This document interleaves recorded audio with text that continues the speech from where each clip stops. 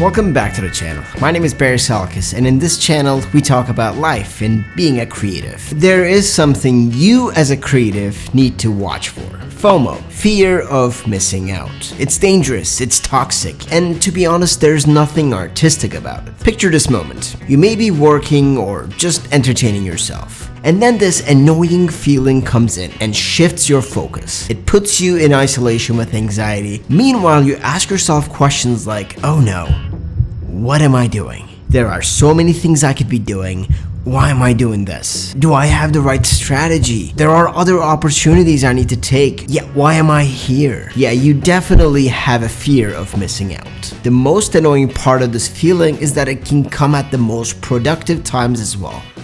I used to have this feeling daily, and it was my worst enemy. In fact, it kept me awake from making more videos for this channel, and I'll explain how it actually did that. First of all, fear of missing out comes from having options. I just want to say I'm super happy for you for having so many options. Congratulations! Now get rid of all those options.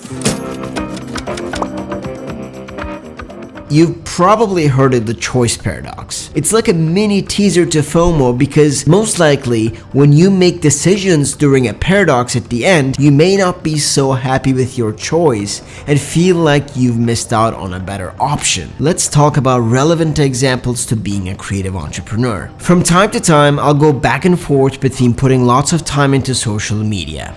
Let's say I'm making short form content specifically for Instagram Reels. Mid-edit, I'll have one of those moments and doubt my whole strategy, content ideas, and choice of platform. After putting so much effort into filming an idea, I'll scratch it midway and say, what am I doing with my life? I should be making YouTube videos instead. And when I sit down to write a long form YouTube video, I'll think, why am I spending this much time into making my own videos and putting myself in front of the camera when I can find more clients and send project pitch emails? Then when I sit to write the emails, I'll think, I have a big library of edited short form content. Why don't I create a TikTok account and upload all of that content onto that platform instead of resisting to join the platform? Do you see where I'm at? It has a bit of desperation and fear written all over it. So I solved my problem. I thought about all the reasons why I feel like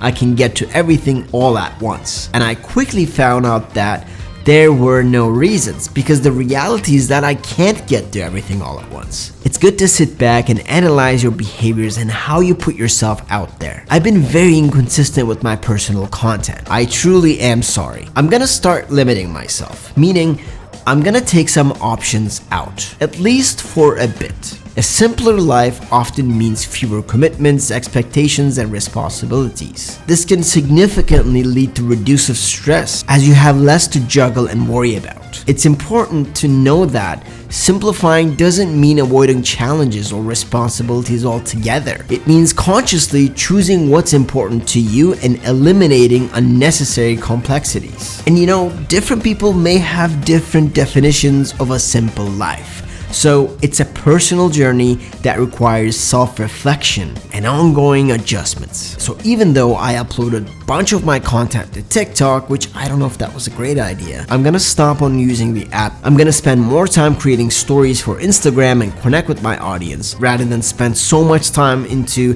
consuming Reels and try to make Reels. And instead of that, I'm gonna focus more on making long form content that resonates with me over on YouTube. Social media platforms portray a curated version of people's lives. I know you've heard this before, it's been oversaid. But FOMO is not only about what you see in other people's life and think, I wish I had that. When you make content, you try to match that lifestyle or portrayal method over on social media. So you're not only envying that, but you're trying to make that same thing happen. And sometimes with your surroundings and lifestyle, it just may not work out. Setting boundaries, curating your feed, and reducing the amount of time spent on social media can help reduce exposure to FOMO triggers. The trick is not to ignore the fear. The best practice is to understand why a certain post makes you feel like you are missing out on life. So self-reflect. Ask yourself questions like, if it is social media related, what specific situations or content on social media triggering my FOMO? Or how does FOMO make me feel? Anxious, envious, inadequate? Or a question like, are there patterns or reoccurring thoughts associated with my FOMO? FOMO is often rooted in deeper emotional issues such as insecurity or low self-esteem, or a fear of not measuring up to social expectations. You don't want to be in the position of someone only because you believe that they're so cool or better than you. It is what triggers you in their actions or their posts. Try to uncover the underlying causes of your FOMO by considering past experiences or personal insecurities that may contribute to those feelings. For me, FOMO is all about opportunity cost and not so much experiencing the cool life on social media. In business, the term opportunity cost refers to the value of what you miss out when you choose one option over the other. You become more aware of the potential opportunities you might be missing by choosing one path. Opportunity cost was the reason why I'm not so consistent. But in reality, inconsistencies destroy any opportunities you may have. When you have numerous options in all different aspects of life, such as career choices, social activities, travel destinations, or consumer products, it becomes easier to compare your choices and not believe in your decisions. Life is just like a sport. Think of soccer. You don't play soccer in slow motion. If you did play sports in slow motion, you'd have a lot of time to analyze your options. Life flows at full speed, and sometimes you make the best moves and be in sync with time. Enjoy being you, enjoy being productive and lazy at times, and whatever it is that you do it 100%. Thank you so much for watching. If you enjoy videos about life and being a creative, subscribe to the channel, and I'll see you in the next one. Thank you.